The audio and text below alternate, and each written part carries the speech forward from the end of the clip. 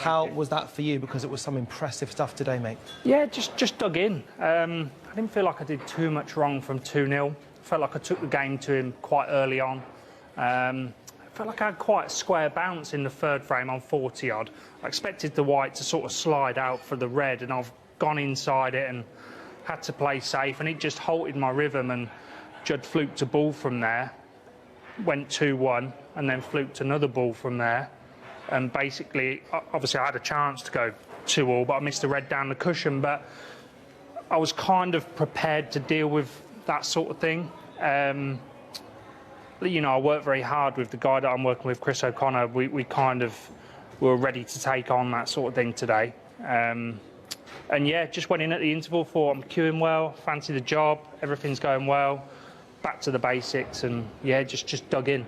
Do you enjoy playing Judd? Because one thing that Ronnie kind of picks up, obviously he clocks all the nuance of body language.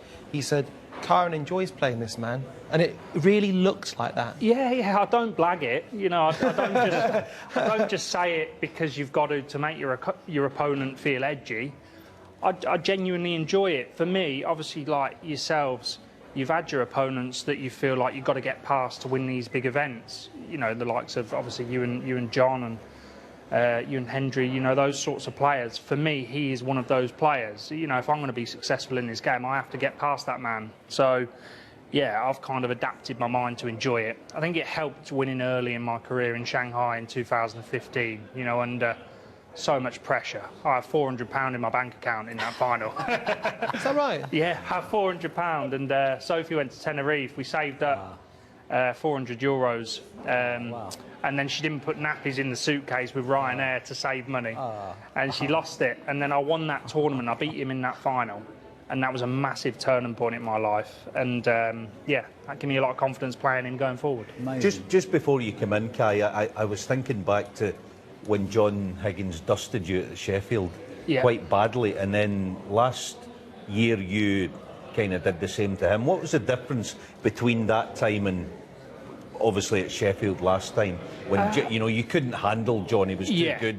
Yeah, he was. And then the change came. Yeah, I think it was just, you know, I feel like I can mix it with John with a match play, but then when you get your chance, you've got to take it. And then I was mixing it with a match play. I'd get my chance and I wouldn't take that chance, whereas now I'm a lot more composed. So when my chance arises, I feel like I'm a lot more clinical. I'm able to take them sort of more efficiently, and you've got to against them guys, otherwise, like what happened that year, just steamroll you. So, yeah, that was a massive win for my career. I feel like if you ever beat John at the Crucible, you almost deserve to have the trophy there, and then he's that good. So, yeah, proud of that one.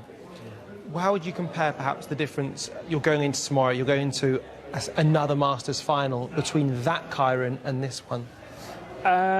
Yeah, totally different player, totally different person. A lot more driven. I feel like I've got my feet firmly on the ground. I think when I went out there in 2018, I didn't really know how to rely on myself technically. I think technically I was quite weak. I felt at that time I had quite an edgy cue action, quite short, quite stabby. Whereas now I feel like I'm like watching people like Ronnie. You've got to get through the ball. If you don't get through the ball, you get found out at some point. So now I've just found a nice timing where I can really go through every shot, and once it clicks, I feel like I can beat anyone. It's very serendipitous you saying that, because you basically described what Ronnie just was talking about before you got here, which is about timing and the fact that you never look like you're going to miss a shot based on your consistent cue action, Ronnie. Yeah, like I said, I've never seen anyone. I don't think I've ever seen you miss-time a shot. I've seen you miss balls. I've never ever seen you quit on a shot, miss-time a shot. The white's always in the middle of the table. It's like as if you haven't got to worry about that. It's like, oh, I've missed the ball. Why did I miss the ball? I must have missed aim. But it's never like, oh, I've hit it bad. Yeah. And that must give you so much confidence, because there's nothing like if you pot a ball and you quit on it, you start to think, oh, I hope I don't do that on the next one. Whereas exactly. Think, I've missed one. Okay, next shot. We just get back to business. But I also think, you know, a lot of people win the World Championships, like Peter Ebdon, Ken Doherty, you know, Graham Dott, that have won, you know, the World Championships. And, you know, they won it. But I think with Kyren, it's a bit like you get certain players, like certain golfers, they'll win one big one and all of a sudden they become a great player. And I think with Kyren, he's won that tournament and he's now a great player. He's not a good player, he's not a very good player, he's now a great player. If he doesn't win the world title 4 times, I'd be very shocked in his career, because he's a young man. So we're sitting there going, you know, 32, he's a baby of the game, you know, he's got until he's 45. So, and with the way he hits the ball, I mean, the crucible is made for him. It really is. I mean, no one's ever retained it, and it's probably going to put a bit of pressure on him. But for me, he's the favourite to win that. It's like Matthew Stevens, they're crucible players. They don't really do much. He does a lot all season. Matthew didn't really do much all season, but come Sheffield, he'd fly through the rounds. You think, oh, he's like in the final, the semis. But this fella's a great player now. You know, he's not. You know, he's here for a long time. Going to win a lot of major tournaments, and probably do it in 2nd and 3rd gear. You know, he's got gears. You know, that's you can see that out there. It's like, hold on, I'm in trouble. Bang, let's flick through the gears. Since winning the World Championships, that's what it's done for Kyren. Quite visually as well, for us watching. Kyren might not feel it, but visually, as someone observing, that's what we're seeing, you know. Properly fascinating. Kyren, I wonder if that 2015 Kyren in Shanghai versus you now, has what you got come through? Is it hard work? Do you feel like it's talent? Do you put it down to anything in particular? Because you and perhaps Mark Allen, I don't know if I see anyone practicing more than you guys. Yeah, because I sacrifice so much, and you know, my kids are obviously stood there. It's the first time I've seen them, so it's hard. But I feel like if I'm going to make it worthwhile, you're going to have to drag me off the practice table, because I'm here to do a job. I'm not here to just enjoy myself.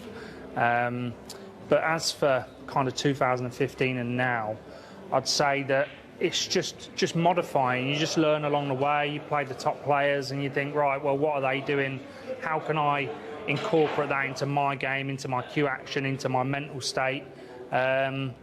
And I feel like I'm always looking to just add a little bit. You know, I still know that I can do more. I wouldn't look anymore, to be honest. No, I need to get fit. That's my issue. That's a danger thing. For someone like Kyren, it's like John Higgins. You kind of like, you can't really improve. Just keep winning tournaments. You know, like it gets to a point where I agree Kyren might have changed certain things, but I would say, don't change anything. Yeah, I know what you mean. It's as good as it's going to get. The worst thing is when you're out there and there's too much going on because you've changed something, and then you can't stop thinking about that thing, and it becomes massive. So yeah, if you can go out there with as little in your mind as possible, you're halfway there. But I meant as in, for me, I know I need to get fit. I've put some weight on since I won the World Championships. You're snooker I eat fit. well. You're snooker fit. Yeah. So what about Sean then? Because you haven't played him for almost 2 years in the Tour Championship. Going back, it's been a while, and he's got the best of you as the bad news the last 2 or 3 times. But tomorrow's obviously a different day, isn't it? That's it, and I think that's the beauty of this tournament. I feel like every player is almost like, it's like wiping the slate clean. Everybody's off like. It's like a 100-metre race. Everyone's at the start, and you've got no advantages. Everybody just goes. Everybody could win it potentially. So it doesn't really matter what's gone on before. You know, Judd beat me quite convincingly the last time we played in the UK semi-finals. You know, that hurt. I went away. Didn't want that to happen again. So obviously I've managed to turn that around, and I think that's a testament to sort of my mental state that I'm able to do that. Again, using the word serendipity, if we go back to when you last played Shaun Murphy, it was in the Tour Champion 2023 when he was arguably in the purple patch of his entire career. It appears like he's heading towards that again. So to the layman who's watching at home who says, what can we expect from Kyren Wilson and Shaun Murphy doing battle in the final of the Masters? Yeah, battle. I'd say a battle. I think you've got 2 players that are very confident, 2 players that are obviously playing well. You know, someone like Shaun, he turns up for the Masters. He's had a good sort of CV here over the past few years, where he's been quite consistent in getting to semis or finals, and obviously he won it, I think it was in 15 or something like that. So yeah, you know, I know I'm going to have to play well, but I feel like I'm the sort of character that, okay, if I don't play well, I'm able to do whatever to win. I can kind of mix it, and I think that's quite a good asset to have in tournaments like this. Final question. How cool is it going to be, just on a human level, when you wake up tomorrow morning and you think, I'm playing in the Masters final? Yeah, looking forward to it. I won't let it bother me too much. I'm just, you know, you've almost got to treat it like it's another game, but it's not. But as cliche as it's going to sound, every match feels like it could be a final here. So if you go into it with that mindset, you've already been there 3 times. So yeah, I'll do another session with Chris, hopefully before the final, and then before the evening session, and yeah, make sure we tick all the boxes ready for tomorrow. Hi, I'm Ronnie O'Sullivan, and welcome to Eurosport Snooker on YouTube. Click here to subscribe to Eurosport Snooker.